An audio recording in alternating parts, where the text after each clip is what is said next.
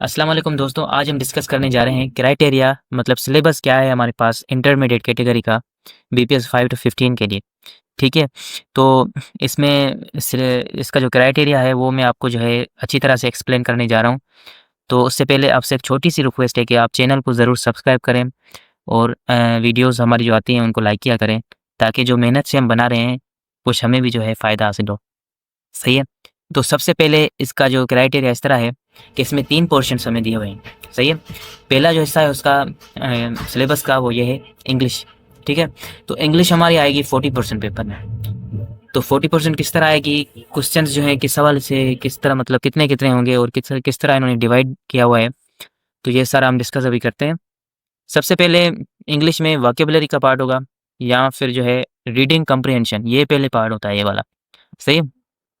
तो reading and comprehension में इस तरह होता है कि एक आपको पैराग्राफ दिया हुआ होता है, क्वेश्चन होता है कि read the paragraph and answer the questions. तो सबसे पहले आपने क्या करना होता है कि उस पैराग्राफ को अच्छी तरह से रीड करना होता है, क्योंकि उसी पैराग्राफ में से आपको क्वेश्चंस के आंसर करने होते हैं। तो 10 क्वेश्चंस टोटल हमारे पास होते हैं उसमें, सही है? पैराग्राफ मतलब कुछ भी होता है, उसमें जो है नॉलेज होती है, फिर उसी नॉलेज को लेकर आपसे सवालात किए जाते हैं, सही है? तो ये तो हो गया 10 एमसीक्यूज़ आपके। अगर आपको अच्छी तरह से किसी भी पैराग्राफ को समझना मतलब आसान लगता है, तो आप आसानी से जो है उसके वो 10 एमसीक्यूज़ कर जाएँगे, वो ईज़िली हो जाते हैं सबके, ठीक है? उसके बाद जो सेकंड हमारा पार्ट है वो है वोकैब्युलरी। तो वोकैब्युलरी के 15 एमसीक्यूज़ हो गए हमारे पास, सही है? तो उसमें सिनोनिम्स होंगे 5, 5 होंगे एंटोनिम्स, सही है? तो मतलब 15 क्वेश्चन्स होंगे वोकैब्युलरी के। तो 5 जो क्वेश्चन्स होंगे उनमें वो पूछे जाएँगे सिनोनिम्स के कि कौन से सिनोनिम है इनके, और 5 क्वेश्चन्स होंगे जिनमें आपसे पूछा जाएगा कि एंटोनिम्स कौन से हैं, मतलब जो अपोज़िट होंगे। और 5 क्वेश्चन्स आपके लिए होंगे स्पेल चेकिंग के, मतलब स्पेल्स आपको दी जाएँगी 3, 4, 5, उनमें से जो करेक्ट स्पेल होगी वो आपने उस सिलेक्ट करनी होगी, सही है? तो मतलब 15 एमसीक्यूज़ ये हो गए आपके, और 10 एमसीक्यूज़ ये आपके हो गए। तो 15 और 10 कितने हो गए आपके 25 एमसीक्यूज़। तो अगर आप ये दोनों चीज़ें आप सही से कर पाते हैं, तो ईज़िली आपका जो है ये मार्क्स हो जाएँगे। उसके बाद आता है ग्रामर का पोर्शन, वो भी इंग्लिश में ही होगा। तो ग्रामर में क्या-क्या आता है चीज़ आपके पास है, सबसे पहले आते हैं एरर्स डिटेक्शन। मतलब आपको कोई भी सेंटेंस दिया जाएगा, उसमें कुछ भी चीज़ एरर कर सकते हैं। कहाँ पे टेंस की एरर होगी, कहाँ पे जो है एक्टिव पैसिव की होगी, कहाँ पे कुछ होगा का मतलब अ, अगर आपको रूल्स पता है तो आप ये सारी चीज़ें कर जाएँगे। एरर्स को कोई भी मतलब एरर होगी उसमें, तो आप ईज़िली उसे जो है देख सकेंगे, मतलब उसे आप डिटेक्ट कर पाएँगे।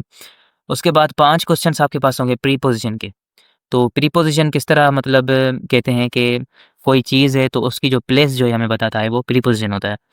तो अगर आपको प्रीपोज़िशन अच्छे से पढ़ा हुआ होगा, इंशाल्लाह जब हम अपनी सीरीज़ में शुरू करा रहे हैं आपको व्हाट्सएप ग्रुप में, तो ये सारी चीज़ें आपको इंशाल्लाह कवर होती जाएँगी। आपको ऊपर नंबर दिख रहा है ना, इस नंबर में आप जो है कॉन्टैक्ट करें, और हमारे 3 ग्रुप ऑलरेडी अल्हम्दुलिल्लाह बन चुके हैं। चौथा ग्रुप जो है हम स्ट्रक्चर करने जा रहे हैं। अगर आपको रजिस्ट्रेशन करवानी है, तो ₹200 फ़ी है उसकी, तो आप अभी ही जो है रजिस्ट्रेशन करवा लें, क्योंकि आज से जो है हमारा बिल्कुल मतलब सही से शुरू हो गया है सिस्टम, ठीक है? प्रिपरेशन का। उसके बाद 5 एमसीक्यूज़ आपके पास होंगे सेंटेंस स्ट्रक्चर के, सही है? तो सेंटेंस स्ट्रक्चर मतलब इस तरह होगा कि सब्जेक्ट, वर्ब एंड ऑब्जेक्ट, तो इनमें से कोई चीज़ जो है आगे पीछे करके आपको देंगे और आपने जस्ट वो सेट करनी होगी, ठीक है? तो इंग्लिश का पोर्शन हो गया, सबसे पहले वोकैब्युलरी आएगी, वोकैब्युलरी में 15 एमसीक्यूज़ होंगे, सिनोनिम्स, एंटोनिम्स, स्पेल चेकिंग, ठीक है? उसके बाद सेकंड पार्ट है हमारा रीडिंग एंड कम्प्रीहेंशन, उसमें 10 एमसीक्यूज़ होंगे। आपको पैराग्राफ दिया जाएगा, पैराग्राफ को रीड करके क्वेश्चंस के आपको आंसर करने होंगे। उसके बाद तीसरा जो हिस्सा होगा वो होगा ग्रामर का, ग्रामर के 15 एमसीक्यूज़ होंगे, 15 एमसीक्यूज़ में से एरर्स डिटेक्शन, पैराग्राफ, प्रीपोज़िशन के 5 एमसीक्यूज़ एंड सेंटेंस स्ट्रक्चर के 5 एमसीक्यूज़। इस तरह आपका जो है इंग्लिश का सारा हिस्सा इंशाल्लाह कवर हो जाएगा। उसके बाद दूसरे हिस्से में आते हैं, दूसरे हिस्से में आते हैं कि मैथ, सही है? तो मैथ आपकी जो होगी वो 20% होगी। 20% का मतलब है कि आपके 20 एमसीक्यूज़ जो होंगे वो मैथ के होंगे। तो मैथ में भी 2 हिस्से होते हैं, सबसे पहले होता है बेसिक अरिथमेटिक, दूसरा होता है वर्ड प्रॉब्लम्स। तो बेसिक अरिथमेटिक अरिथमेटिक जस्ट इसको कहते हैं कि प्लस, माइनस, डिवीज़न, मल्टीप्लिकेशन, ठीक है?